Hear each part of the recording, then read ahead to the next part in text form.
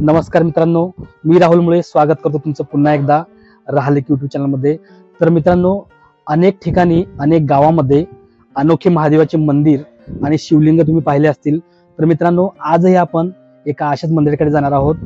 त्या मंदिराच्या शिवलिंगाचं असं वैशिष्ट्य आहे की एकाच ठिकाणी एकास एक जोडून 12 शिवलिंगे त्या ठिकाणी आहेत, म्हणून त्या मंदिराला 12 ज्योतिर्लिंग मंदिर असं नाव देण्यात आलं आहे। तर चला मित्रांनो, त्या मंदिराकडे जाऊया। तर मित्रांनो, त्या मंदिराकडे जाण्यापूर्वी आपल्याला एक रिक्वेस्ट आहे, आपण या चॅनलवरती नवीन आहात तर चॅनलला सबस्क्राईब करून घ्या। व्हिडिओ शेवटपर्यंत पहा। व्हिडिओ आवडल्यास व्हिडिओला लाईक शेअर करायला विसरू नका। तर चला मित्रांनो, वेळ न घालवता त्या ठिकाणी। तर मित्रांनो, आता मी आहे अक्कलकोट येथील सुभाष गल्लीमध्ये। तर या ठिकाणी वरती तुम्ही हा बोर्ड पाहू शकता, स्वयंभू जागृत श्री 12 ज्योतिर्लिंग देवस्थान सुभाष गल्ली अक्कलकोट। समोर या ठिकाणी आपल्याला रस्ता दिसत आहे। तर या रस्त्याने आतमध्ये आपल्याला जायचं आहे। तर मित्रांनो, आता आपण आलोय या मंदिरासमोर। अतिशय प्राचीन, सुमारे 450 वर्षापूर्वीचं हे हेमाडपंथी शैलीमध्ये बांधलेलं मंदिर आहे। हळूहळू या ठिकाणची सुधारणा होत आहे।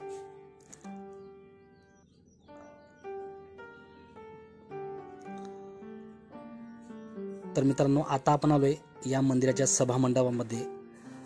तर या ठिकाणी आल्यानंतर हा बोर्ड आपल्याला दिसतो। या बोर्डवरती या मंदिराबद्दल माहिती लिहून ठेवली आहे।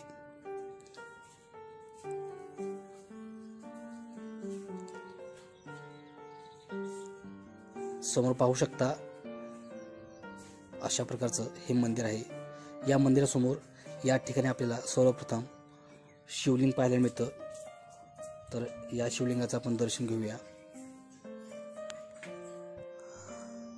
या शिवलिंगाचं दर्शन घेतल्यानंतर आता आपण जाणार आहोत मंदिरामध्ये।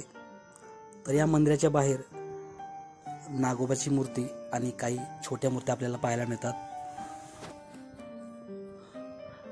आणि या ठिकाणी आहेत नंदी महाराज।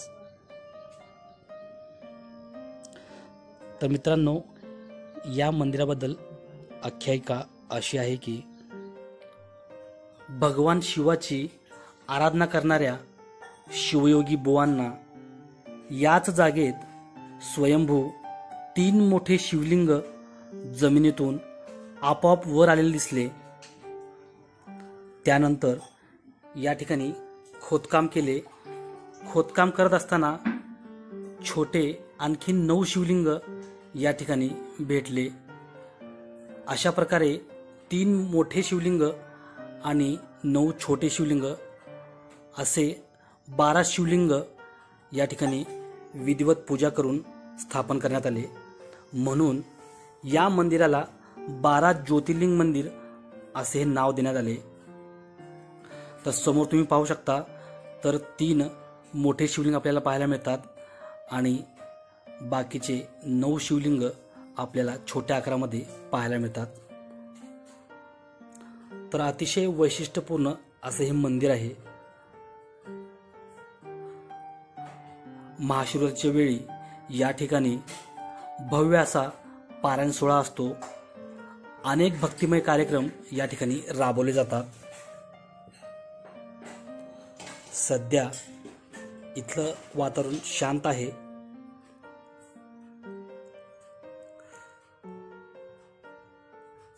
एकास एक जोडून 12 शिवलिंग आपल्याला या ठिकाणी पाहायला मिळतात। ज्यांना हे शिवलिंग नजरेस आले ते शिवयोगी बुवा, त्यांचे 10वे वंशज या ठिकाणी आपली सेवा देत आहेत। तर त्यांच्याशी आपण संवाद साधणार आहोत। ही बघा कार्तिकी।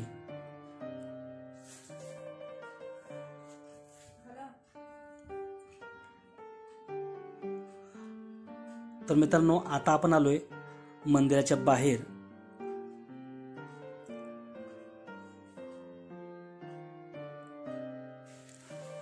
तर या मंदिराच्या आजूबाजूला तुम्ही पाहू शकता, तर ही जी मोकळी जागा आहे, तर या ठिकाणी पण हळूहळू बांधकाम सुरू होणार आहे।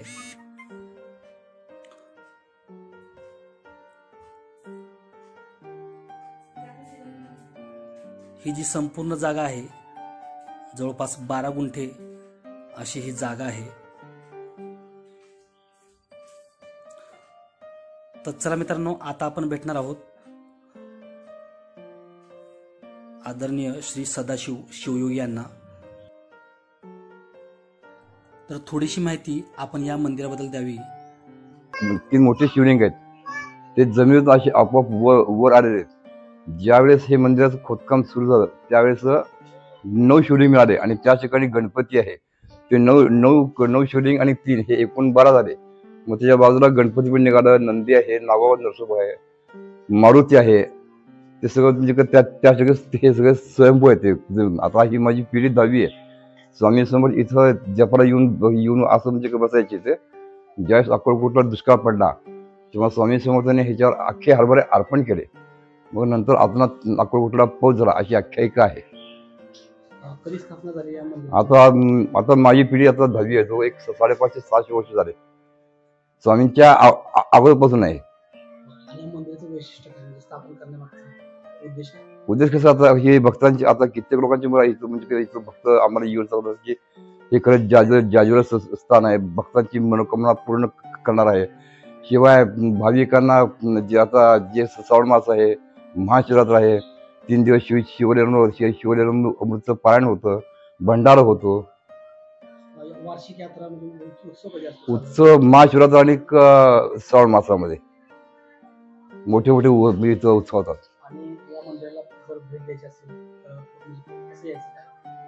मग ह्या 12 ज्योतिर्लिंगाला जर भेट द्यायची असेल, अक्कलकोट स्टँड पासून सरळ इकडं सुभाष गलीमध्ये यायचं। सुभाष गलीमध्ये बोर्ड आहे, त्या ठिकाणी 12 ज्योतिर्लिंगाचं असं नाव आहे, त्या ठिकाणी येऊन संपर्क साधावा। असं म्हणजे काही केलं जातं। ज्यांची भक्तांची जी मनोकामना पूर्ण झाल्यावर ते लोक इथे येतात।